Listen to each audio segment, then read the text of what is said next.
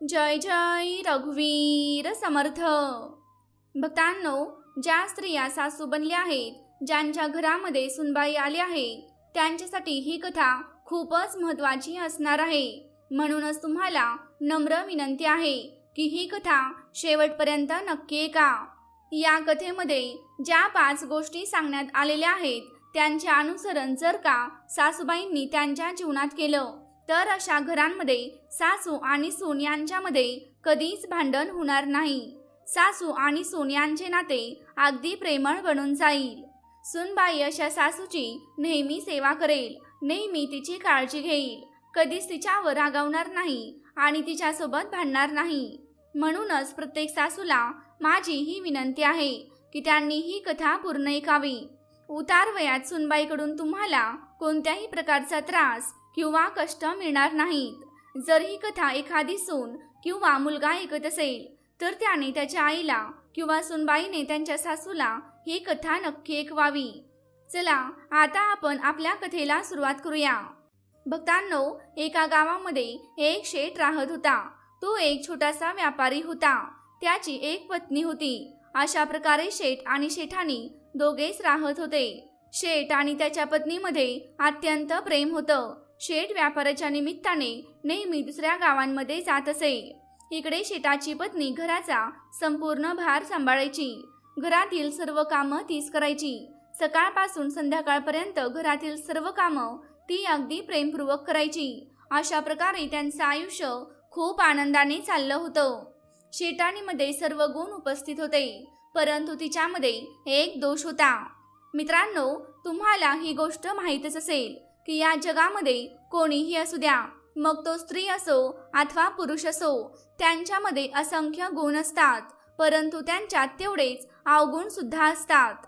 म्हणायचा हेतू हाच आहे की ज्या मनुष्यामध्ये जास्तीत जास्त सद्गुण असतात, त्यामध्ये काही अवगुण सुद्धा लपलेले असतात, आणि ज्या मनुष्यामध्ये असंख्य अवगुण असतात, त्यांच्यामध्ये सुद्धा काहीतरी चांगले गुण आपल्याला आढळून येतात। त्या गुणांना कसं ओळखायचं, कसं पाहायचं हे इतर लोकांच्या दृष्टिकोनावर अवलंबून असतं। मित्रांनो, त्या शेठाणीमध्ये एक अवगुण होता। शेठाणी खूप भांडखोर स्वभावाची होती। जेव्हा शेठ व्यापारासाठी दुसऱ्या गावात किंवा राज्यात जात असे आणि व्यापार करून घरी परतायचा, तेव्हा सुरुवातीला शेठाणी त्याच्यासोबत भांडत नसे, परंतु 2-3 दिवस झाले की त्याच्याबरोबर भांडायला सुरुवात करायची। कोणत्या ना कोणत्या गोष्टीवरून ती भांडण काढूनच आणायची। सकाळपासून संध्याकाळपर्यंत ती तिच्या नवऱ्याबरोबर भांडत असायची। सारखी त्याच्यावर चिडचिड करायची। कधी म्हणायची तुम्ही असं केलं नाही, तर कधी म्हणायची तुम्ही तसं केलं नाही। कोणत्या ना कोणत्या कारणावरून त्यांच्यामध्ये वाद होत असत। जेव्हा शेठ बाहेर व्यापार करण्यासाठी जाणार असेल, तेव्हा खूपच प्रेमपूर्वक ती घरी राहत असे। कधीच ती शेठ सोबत भांडण करत नसे। हाच त्या शेठाणीमध्ये एक अवगुण होता। मित्रांनो, काही दिवसानंतर देवाच्या कृपेने शेठच्या घरी एका मुलाचा जन्म होतो। जेव्हा पुत्राचा जन्म होतो तेव्हा शेठ आणि शेठाणी अत्यंत खुश होतात। ते खूप चांगल्या प्रकारे त्यांच्या मुलाचे संगोपन करतात। हळूहळू दिवस पुढे जात होते। आता तो मुलगा मोठा होत होता। त्यानंतर एके दिवशी शेठ शेठाणीला म्हणाला, मी बाहेर व्यापार करण्यासाठी जातो, तेव्हा अनेक प्रकारच्या समस्या निर्माण होत असतात, अनेक त्रास मला सहन करावे लागतात, आणि आजकाल अधिक प्रमाणात नफा देखील होत नाही। मला नेहमी व्यापारामध्ये नुकसान सहन करावे लागत आहे। मला असं वाटत आहे की एखादा छोटा मोठा व्यापार मी इथेच म्हणजे आपल्या गावातच करावा। तुझं या बाबतीत काय मत आहे? तेव्हा ती शेठाणी म्हणाली, ठीक आहे, तुम्ही एखादा छोटासा व्यापार इथे सुरू करा, हे आपल्यासाठी सुद्धा चांगलं आहे। तुम्ही घरातच राहाल आणि आपल्या मुलाला थोडा वेळ देऊ शकाल।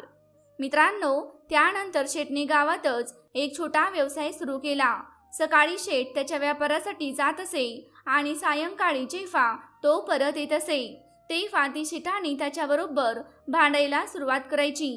कोणतेही कारण काढून ती शेठबरोबर भांडत असे। शेठ मात्र खूपच शांत आणि साध्या सरळ स्वभावाचा होता। ही देवाचीच इच्छा असेल असं समजून तो शेठाणीला काहीच बोलायचा नाही। शेठ शेठाणीला एकही अपशब्द बोलत नव्हता। खूप साध्या आणि सरळ स्वभावाचा तो माणूस होता, परंतु शेठाणीला समजवण्याचा नक्कीच प्रयत्न करायचा. तेव्हा तो म्हणायचा, तू सकाळ सकाळी माझ्यासोबत भांडण करत असतेस, संध्याकाळ झाली तरी सुद्धा माझ्याशी तू भांडण करत असतेस, कोणत्या ना कोणत्या कारणावरून तू माझ्या चुका काढत असतेस. ही गोष्ट चांगली नाही. कदाचित तुला हे माहीत नसेल, ज्या घरामध्ये सकाळ संध्याकाळ नेहमी भांडणे होत असतात त्या घरामध्ये कधीच लक्ष्मी नांदत नाही. अशा घरांमधून लक्ष्मी कायमस्वरूपी निघून जाते. अशा घराची कधीच बरकत होत नाही. असे घर विनाशाच्या मार्गावर लागते. म्हणूनच तू माझ्यासोबत अशी भांडण करत जाऊ नकोस. मित्रांनो, अशा प्रकारे शेठाणीला समजावून सांगतो. तेव्हा शेठाणी शेठचं काहीच ऐकत नाही. ती शेठला उलट उत्तर करते आणि म्हणते, तुझे ज्ञान तुझ्याजवळच ठेव. मला समजावून सांगण्याची काहीच गरज नाही. मी जे काही करत आहे ते अगदी योग्यच आहे. मी स्वतः खूप शहाणी आहे. तुम्ही माझ्यापेक्षा जास्त शहाणे नाहीत. शेठाणीचं हे असं बोलणं ऐकल्यानंतर शेठ गप्प होतो. शेठ विचार करायचा, काही हरकत नाही, करू दे भांडण. किती दिवस करणार आहे? एक ना एक दिवस तिला अक्कल येईलच. तिला समजेल की ती जे काही करत आहे ते खूप चुकीचं आहे. आणि अशा प्रकारे शेठ त्याच्या बायकोच्या भांडणाकडे दुर्लक्ष करून त्याच्या कामात व्यस्त होतो. छोटासा त्याचा व्यवसाय होता. गावामध्येच राहून तो त्या व्यवसायात लक्ष देत होता. शेठचा जो मुलगा होता तो हळूहळू मोठा होत होता. जेव्हा तो मुलगा तरुण झाला तेव्हा शेठला मुलाच्या लग्नाची चिंता सतावू लागली. शेठाणीला जाऊन म्हणाला, आपला मुलगा आता तरुण झाला आहे, आपण त्याचं लग्न लावून द्यायला हवं. तेव्हा ती म्हणाली, ही काही विचारण्याची गोष्ट आहे का? माझी सुद्धा हीच इच्छा आहे की आपल्या मुलाचे लवकरात लवकर लग्न व्हावे. आपल्या घरामध्ये सुनबाई यावी. जी सुनबाई येईल ती आपली चांगल्या प्रकारे सेवा करेल. एखादी चांगली मुलगी शोधून आपल्या मुलाचे लग्न लावून द्या. शेठ म्हणू लागला, तू काळजी करू नको, मी एखादी चांगली मुलगी आपल्या मुलासाठी बघतो. ज्या दिवशी एखादी चांगली मुलगी, चांगल्या स्वभावाची मुलगी माझ्या नजरेत येईल तेव्हा त्याच मुलीच्या वडिलांजवळ आपल्या मुलासाठी तिचा हात मागेल. त्यानंतर शेठ पुन्हा त्याच्या व्यवसायात लागला आणि तो मुलाच्या लग्नासाठी स्थळ सुद्धा शोधू लागला. एके दिवशी एक खूपच सुंदर आणि चांगल्या स्वभावाची मुलगी शेठच्या समोर आली. शेठने त्या मुलीबद्दल माहिती काढली की ती कोणाची मुलगी आहे आणि कोणत्या गावात राहते. तेव्हा शेठला समजलं की ती शेजारच्याच गावामध्ये राहते. तेव्हा एके दिवशी शेठ त्या मुलीच्या वडिलांना भेटण्यासाठी जातो आणि नंतर शेठ मुलीच्या वडिलांकडे त्यांच्या मुलाच्या लग्नाबद्दल बोलणी करतो. तो म्हणतो, तुम्ही तुमच्या पुत्रीचे लग्न माझ्या पुत्रासोबत करा. माझा एकटाच मुलगा आहे, खूप चांगल्या स्वभावाचा आहे आणि सुशीलही आहे.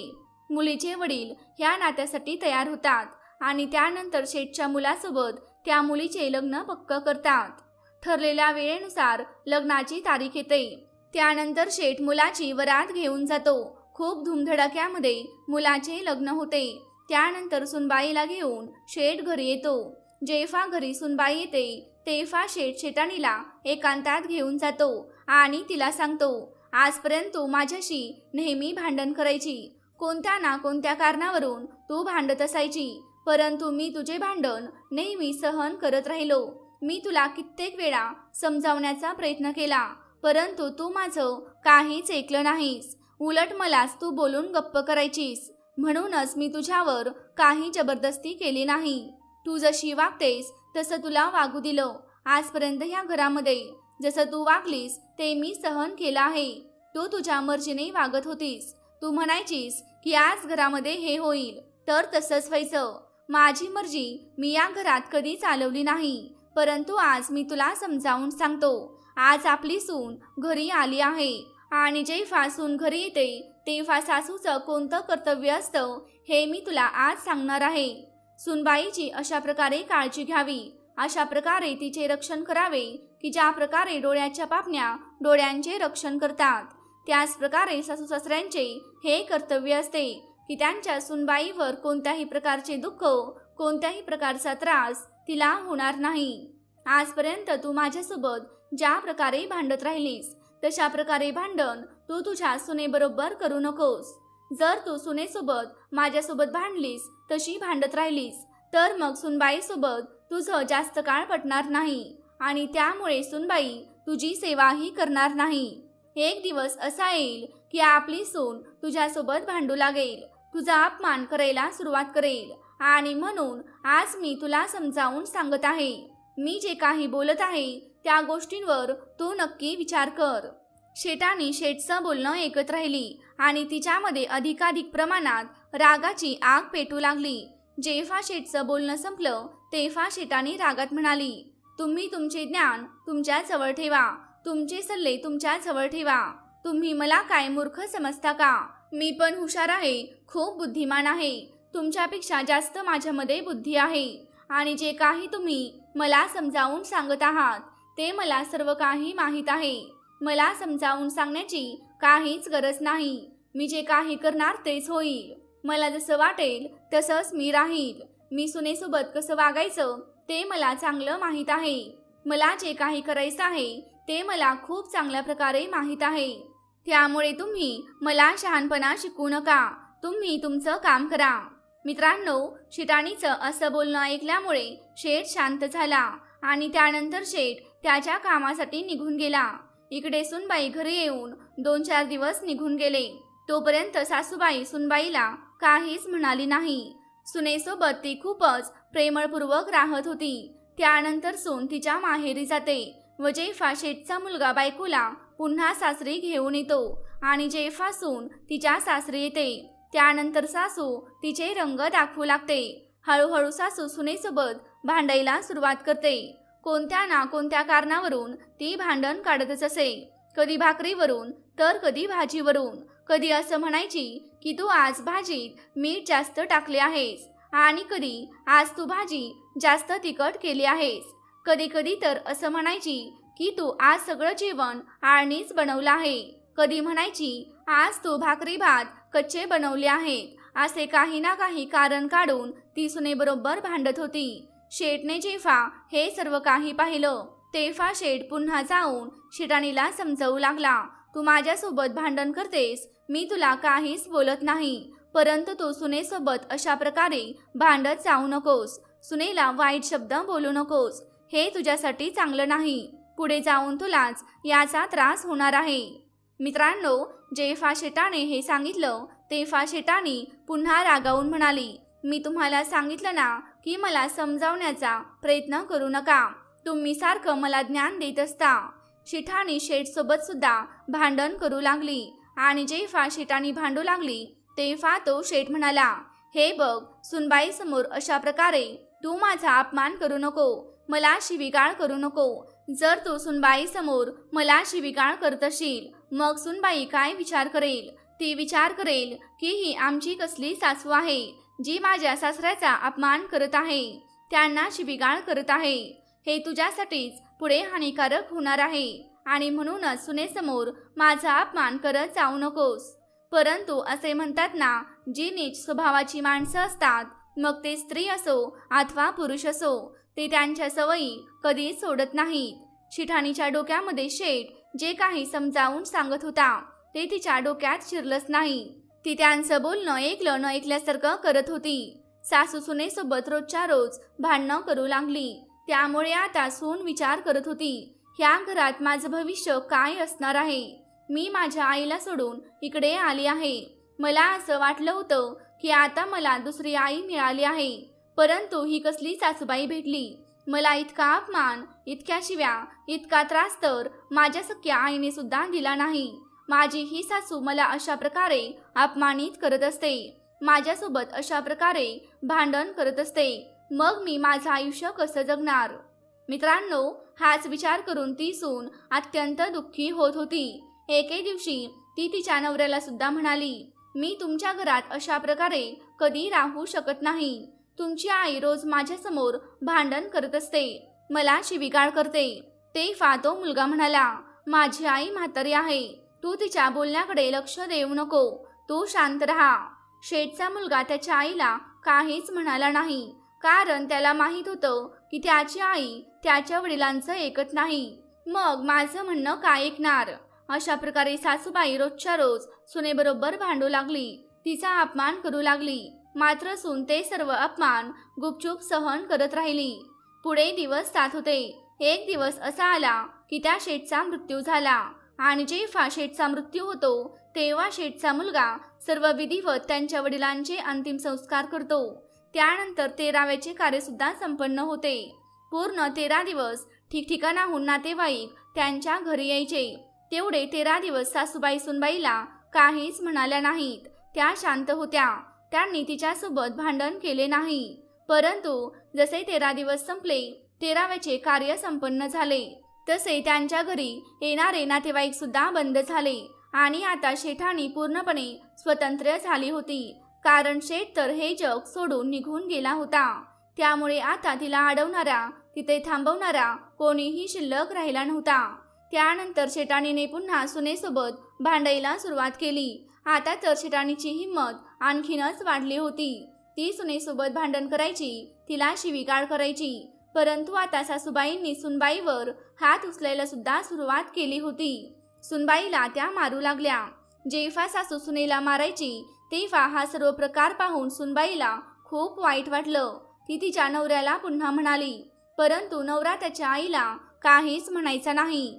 जेव्हा सुनबाईला समजलं की माझी सासू मला खूप त्रास देत आहे, मला मारत आहे आणि नवरा सुद्धा तिला काहीच बोलत नाही, त्यामुळे आता मी या घरामध्ये राहू शकत नाही.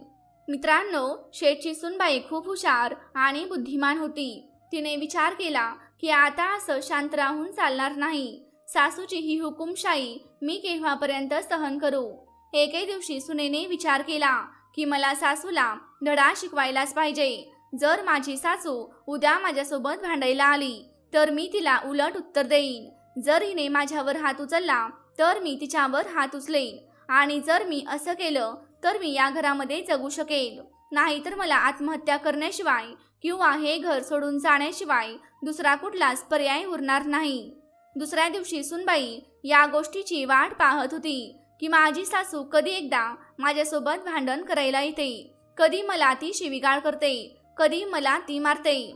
तेव्हा मी तिला चांगलंच सांगणार आहे की सुनबाईची हुकुमशाही कशा प्रकारे असते. खरं तर मला माझ्या आई समान असणाऱ्या या सासूसोबत अशा प्रकारे वागायचं नव्हतं. परंतु मी सासूबाईंना उलट उत्तर केल्याशिवाय त्यांना अक्कल येणार नाही. एक सुनबाई तेव्हापर्यंत शांत असते जेव्हापर्यंत ती सर्व काही सहन करते. तेव्हापर्यंत सासूबाई तिला त्रास देऊ शकते.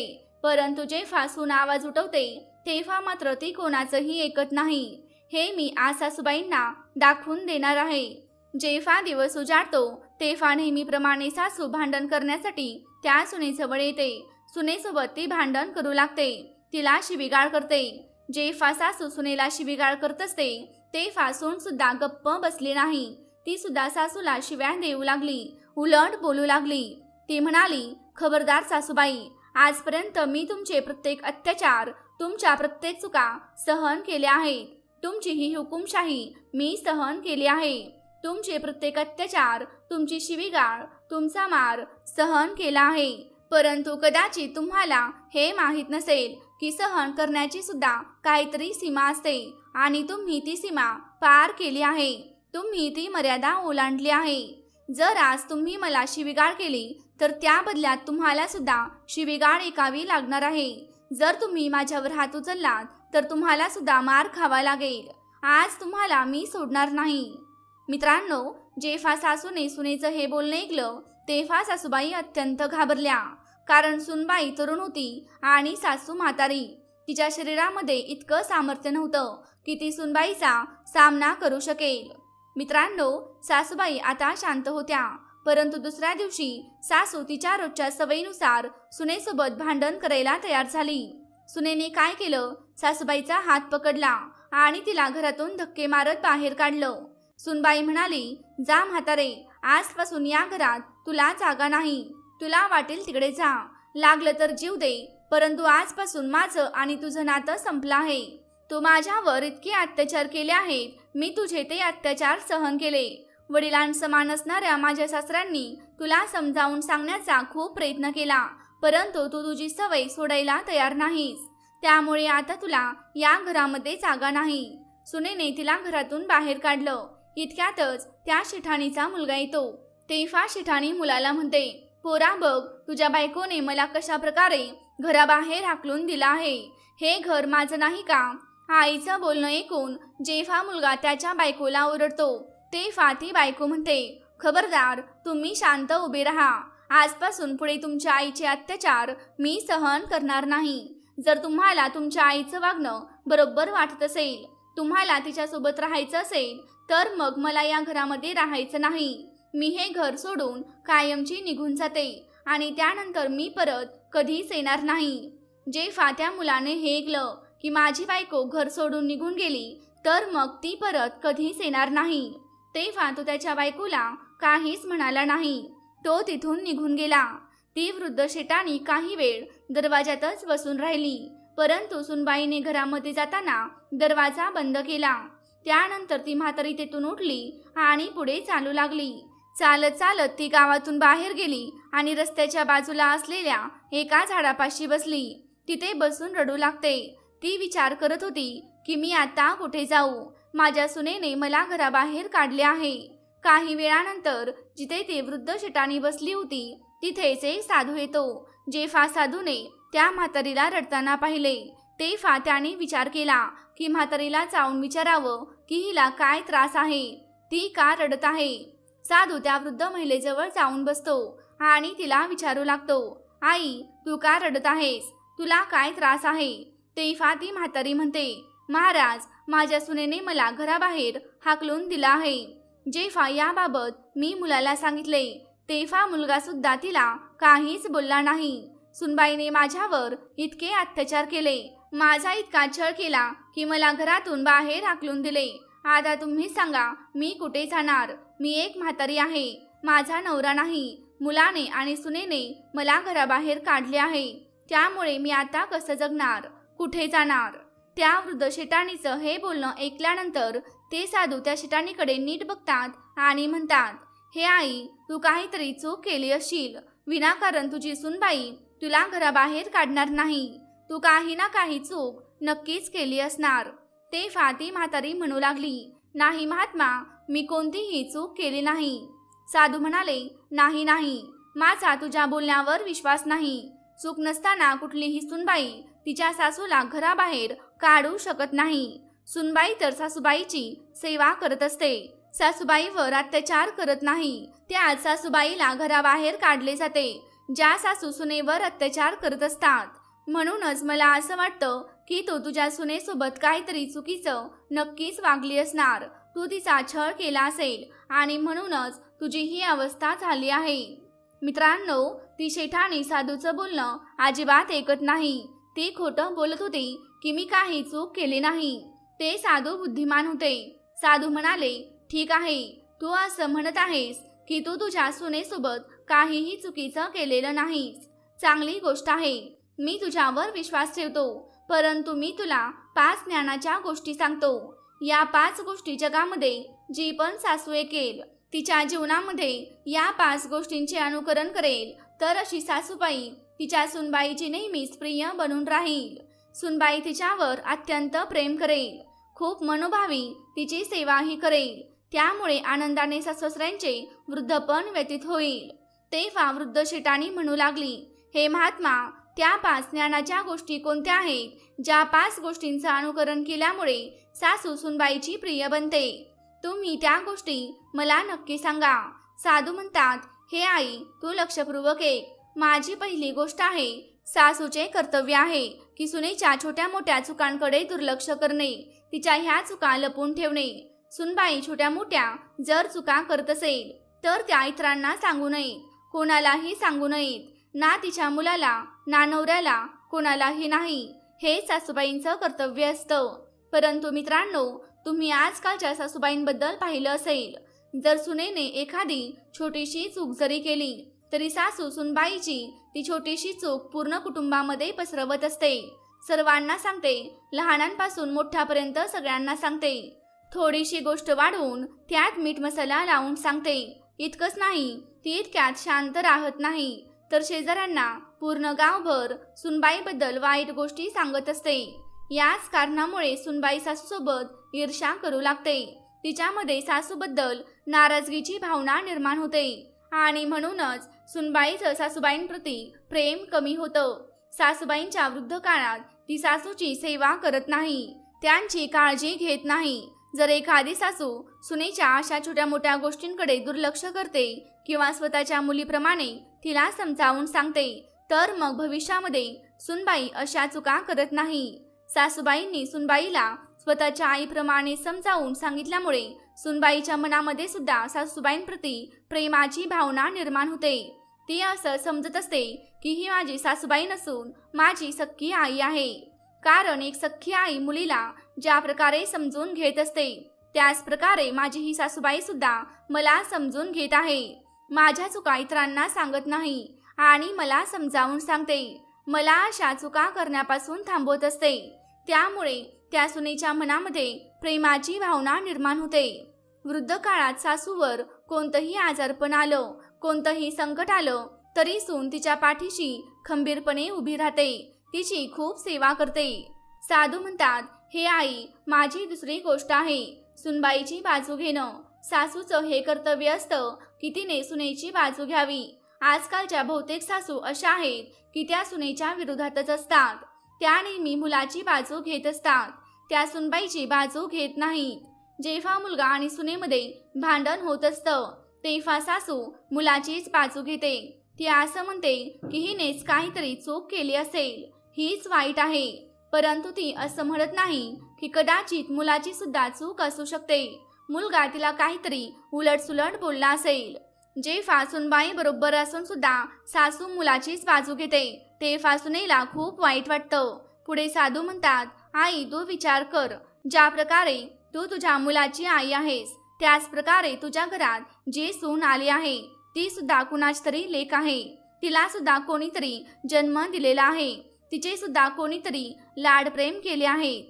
जर तुम्हाला तुमचा मुलगा लाडका आहे तर ती सुद्धा कोणाच तरी लाडकी आहे. जरा तुम्ही विचार करा, तुमची सून जन्मदात्या आई वडिलांना सोडून तुमच्या घरी येते. ती विचार करत असते की मी माझ्या एका आईबाबांना सोडून दुसऱ्या आईबाबांकडे आली आहे. सासरी गेल्यावर मला दुसरी आई भेटेल. परंतु जेव्हा सासरी गेल्यावर सासूबाई सुनबाईची चूक नसताना सुद्धा तिच्या मुलाची बाजू घेत असते तेव्हा त्या सुनेला खूप वाईट वाटतं आणि ह्यामुळे सुनेचं सासूबद्दलचं प्रेम कमी व्हायला लागतं. त्यामुळे सुनबाई सासूची सेवा करणे कमी करते. सून असा विचार करते की ही तर माझी आई नाही, ही माझी सासूच आहे. त्यामुळे मी सुद्धा हिच्यासोबत मुलीप्रमाणे नाही तर एका सुनेप्रमाणेच व्यवहार करणार. आणि म्हणूनच हे आई, सासूबाईंनी नेहमी सुनबाईची बाजू घ्यायला हवी. मी असं म्हणत नाही की जर सुनेची चूक असेल तरी सुद्धा तुम्ही सुनेचीच बाजू घ्या, असं नाही. परंतु जर सून बरोबर असेल आणि तुमचा मुलगा चुकत असेल तर तुम्ही मुलाला दोन शब्द ऐकवायला हवेत. जी सासूबाई अशा प्रकारे सुनेशी वागत असते अशी सासू सुनबाईची नेहमीच लाडकी बनते.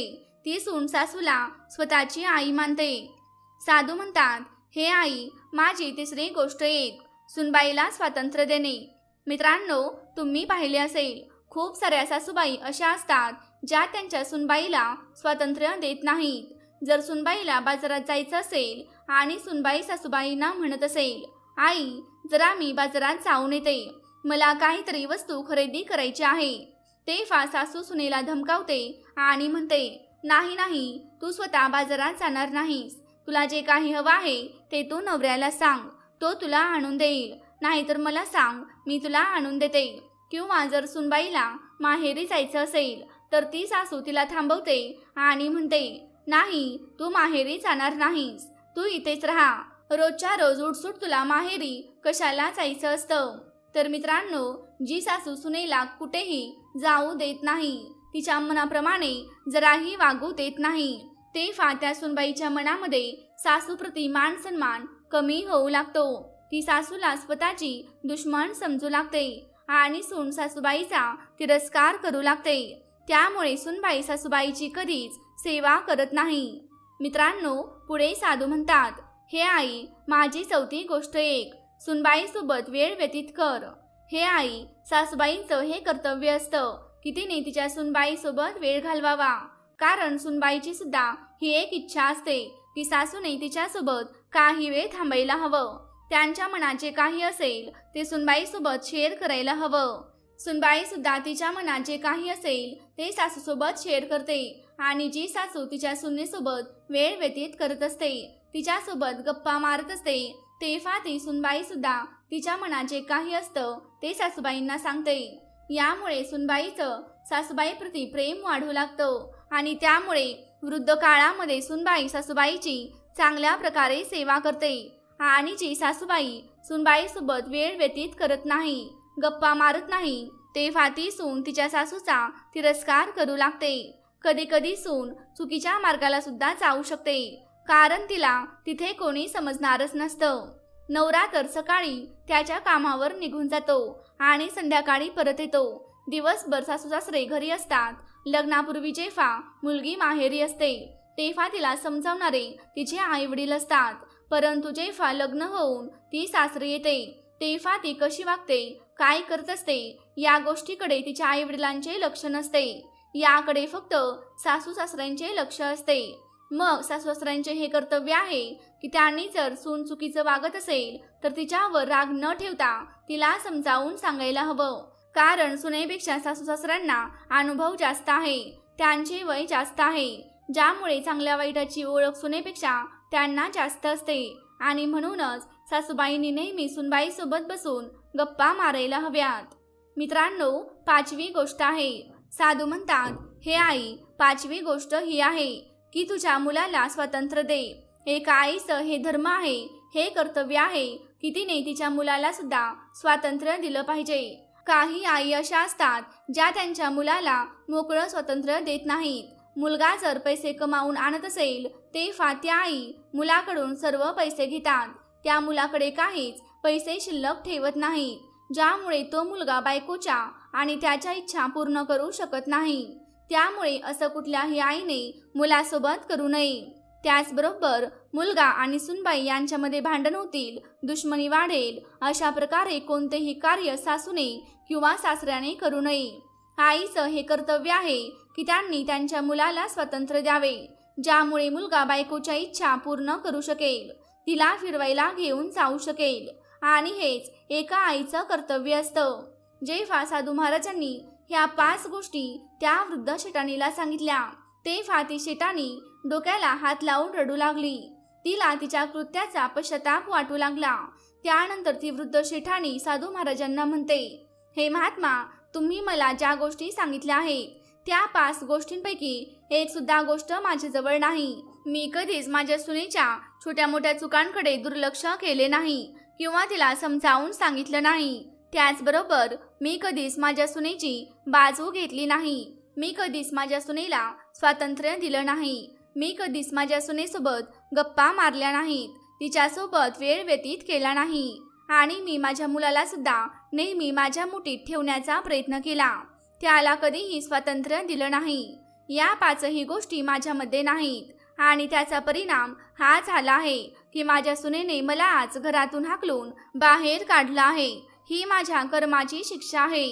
आता ती वृद्ध शेठाणी तिच्या कृत्यावर बसून रडू लागली. त्यानंतर ते साधू तिला समजावत म्हणाले, हे आई, तू काळजी करू नकोस, तू तुझ्या घरी जा आणि सुनबाईची माफी माग. सासूबाई म्हणतात, हो, मी आता असंच करणार आहे. मी आत्ताच घरी जाते आणि माझ्या सुनेची माफी मागते आणि तुम्ही सांगितल्याप्रमाणे त्या 5 गोष्टी मी लक्षात ठेवीन. ह्या 5 गोष्टींचे अनुसरण मी माझ्या आयुष्यात नक्कीच करेन. मी माझ्या सुनबाईवर अत्यंत प्रेम करेन, तिला समजून घेईन.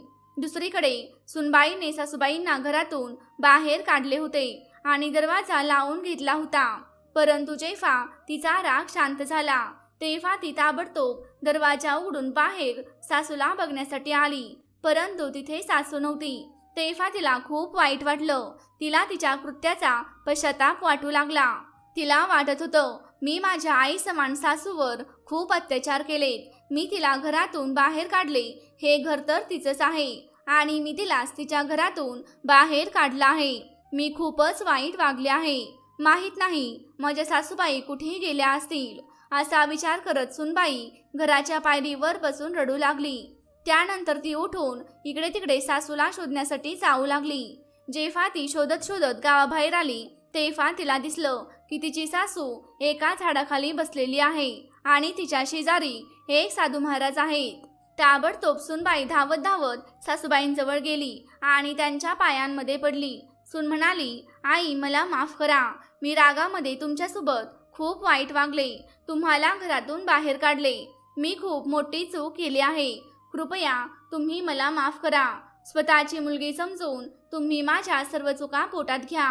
तुम्ही आता आपल्या घरी चला. मी आता तुम्हाला वचन देते की मी तुमच्यासोबत कधीही वाईट वागणार नाही, तुम्हाला काहीही अपशब्द बोलणार नाही. तुम्हाला माझ्यासोबत जसं वागायचं आहे तसं तुम्ही वागा. मी गुपचूप ते सहन करेन, परंतु तुम्ही माझ्याबद्दल असलेला मनातील राग बाहेर काढा. मनातील राग सोडून द्या आणि माझ्यासोबत घरी चला. मित्रांनो, सुनबाईचं हे प्रेम पाहून साधू महाराजांच्या डोळ्यातून पाणी आलं. त्यानंतर ते साधू महाराज त्या वृद्ध शेटाणीला म्हणाले, बघ आई, तुझी सून तुझ्यावर किती प्रेम करते आणि तरी सुद्धा तू तुझ्या सुनबाईला आजपर्यंत दुःख आणि त्रास देत राहिलीस. तू तुझ्या सुनबाईवर हुकुमशाही गाजवत राहिलीस. सर्वात मोठी चूक कोणी केली असेल तर तू केली आहेस. तू सर्वात मोठी अपराधीन आहेस आणि सर्वात मोठी पापीण देखील तूच आहेस, जे तू सुनेसोबत अशा प्रकारे वागलीस. साधू महाराजांचं हे बोलणं ऐकल्यावर ती म्हातारी ढसढसा रडू लागली आणि त्यानंतर तिने सुनबाईला मिठी मारली. सुनबाई आणि सासूबाई साधू महाराजांजवळ घरी जाण्याची आज्ञा घेतात. साधू दोघांनाही आशीर्वाद देतात आणि म्हणतात, आई, तू 5 गोष्टी नेहमी लक्षात ठेव. तू नेहमी तुझ्या या सुनेची प्रिय बनून राहशील आणि तुझं वृद्धपण आनंदाने पार पडेल. साधू महाराजांचा आशीर्वाद घेतल्यानंतर सुनबाई सासूबाईला घेऊन तिच्या घरी परत येते आणि त्यानंतर सासू, सून आणि मुलगा आनंदाने जीवन जगू लागतात. मित्रांनो, आजची कहाणी तुम्हाला कशी वाटली मला कमेंटमध्ये नक्की सांगा. भेटूया पुढच्या एका नवीन कथेमध्ये. तोपर्यंत सर्वांनी तुमची काळजी घ्या. जय जय रघुवीर समर्थ.